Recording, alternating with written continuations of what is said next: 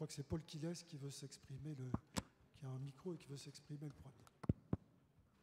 Oui, d'abord, je me félicite de la façon dont les intervenants parlent de cette période, parce que la chose la plus difficile de parler d'un homme que l'on croit bien connaître, qui a fait beaucoup de choses dans sa vie, choses importantes, sans se laisser perturber par ce qui s'est passé ensuite, c'est-à-dire réécrire, plutôt qu'écrire l'histoire, la réécrire, et réécrire l'histoire d'un homme à partir de ce qu'on sait qui s'est passé ensuite. Et j'allais dire que je suis un peu bien placé par rapport à ce que vous évoquez à l'instant, étant arrivé au ministère de la Défense juste après l'affaire du Rainbow Warrior qu'a évoqué Philippe Vial. Et j'ai réalisé à ce moment-là ce qu'était le pouvoir politique et ce qu'était le pouvoir militaire, même s'ils n'étaient pas de même nature, et de quelle façon il pouvait y avoir interférence entre les deux. Et une erreur du pouvoir militaire, quelque niveau qu'il soit, pouvait avoir des retombées considérables sur le pouvoir politique. Et j'ai vécu à ce moment-là des moments assez extraordinaires, assez exceptionnels avec le recul, qui montraient que le pouvoir civil pouvait vaciller à ce moment-là. Il n'y avait pas eu de putsch, de coup d'État, mais il y avait eu une grave erreur qui pouvait entraîner des conséquences considérables.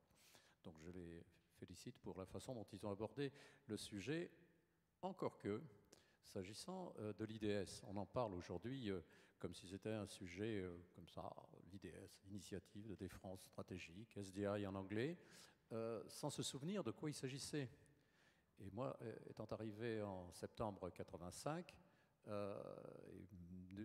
du fait de l'énorme défaut de ma formation scientifique, je me suis penché sur ce que ça signifiait. Et je suis arrivé, avec d'autres, pas tout seul bien entendu, à la conclusion que c'était une absurdité totale et qu'on était en plein discours idéologique, politique, politicien, géopolitique, tout ce que vous voulez, et qui, pour ceux qui ne s'en souviennent pas, qui ne regardaient pas les actualités de TF1 à l'époque à 20h, c'était la guerre des étoiles avec de superbes graphiques, des satellites qui tiraient au laser, qui détruisaient des missiles en vol, et toutes sortes de sottises qui devaient se traduire par le lancement d'un satellite par semaine. On n'était pas sûr que les lasers marcheraient, on n'était pas sûr d'intercepter, mais on a dépensé, les Américains, ont dépensé des dizaines de milliards de dollars pour rien. Et moi, je suis intervenu publiquement par un article dans Le Monde pour dire que c'était absurde. Ça avait probablement touché les Américains qui m'ont invité à Washington.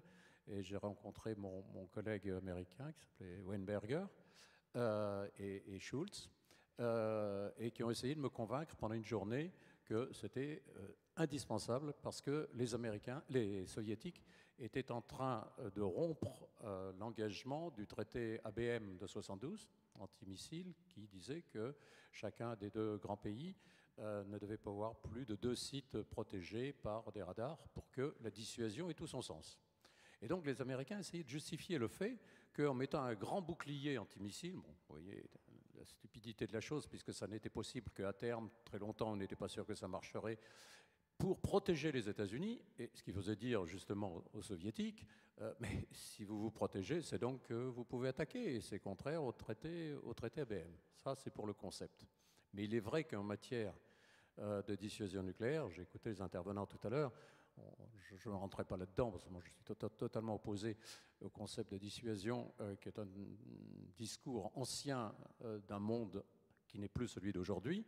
Et ce n'est pas hasard si dans le combat que moi je mène contre la dissuasion, je retrouve Schultz, je retrouve Gorbatchev, je retrouve Kissinger, je retrouve une cinquantaine d'anciens ministres, qui ont une liberté de parole évidemment, d'affaires étrangères, de chefs d'État, qui considèrent qu'il faut aller vers un autre monde qui est un monde sans armes nucléaires. Et à ceux qui disent aujourd'hui, et que j'entends et que je lis, avec toujours ce discours ancien qui tient de la messe en latin, la messe en latin, on peut faire de très beaux chants, c'est merveilleux, encore mieux quand on ne comprend pas le latin, qui répète que c'est indispensable et qu'on y arrive, qui répète, pardon, que c'est impossible, impensable et qu'on n'y arrivera jamais. Je rappelais que le sommet de Reykjavik, qui a été évoqué par Frédéric Bozzo en particulier, je crois que c'est en octobre 86, ce sommet de Reykjavik, Gorbatchev a proposé à Reagan, ça surprend, les gens n'imaginent pas que ça peut être possible,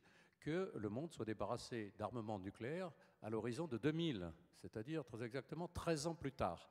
Donc il y avait des gens, il n'a pas inventé ça, Eric Javik, qui pensaient que c'était possible. Alors, vous disiez que, Frédéric Bozzo, que Reagan tenait à son bouclier, peut-être, il n'a pas tenu longtemps d'ailleurs, mais il y a surtout eu Margaret Thatcher par derrière qui expliquait qu'on ne pouvait pas faire confiance aux soviétiques et que donc il fallait qu'ils gardent leur bouclier antimissile, qui n'existait pas. Et tout cet argent qui a été dépensé en vain, moi je me souviens, quand je suis rentré en France de Washington, la première personne qui m'a demandé un rendez-vous, c'est M. Lagardère, Matra. Et M. Lagardère, très mécontent, m'a dit « Est-ce que vous vous rendez compte, Monsieur le ministre, l'argent que vous nous faites perdre dans les contrats qu'on va perdre ?»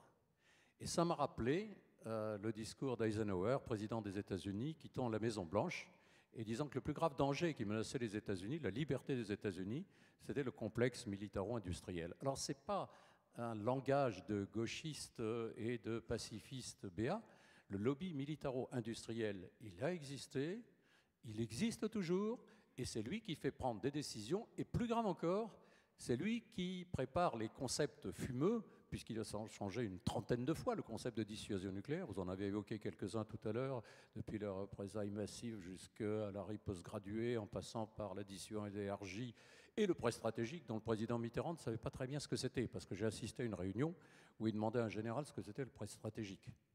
Alors, pour ne pas dans la salle, tout le monde sait ce que c'est que le prêt stratégique, mais le président qui était donc, la dissuasion c'est moi, donc y compris le prêt stratégique, il lui a demandé ce que c'était. Et il a bafouillé, il lui a dit que ce n'était pas le stratégique, ce n'était pas le tactique, c'était entre les deux, et qu'on tirerait sur l'Europe centrale, que ça ferait... Mitterrand voulait savoir combien de morts.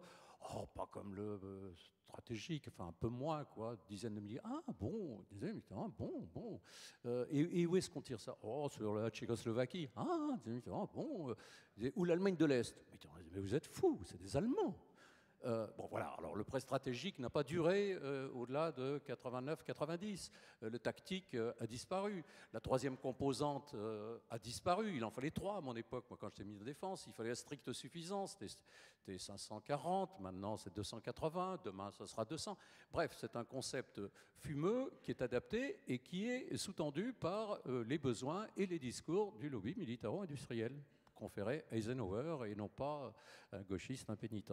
Donc, je veux dire que tout ce que vous avez rappelé a une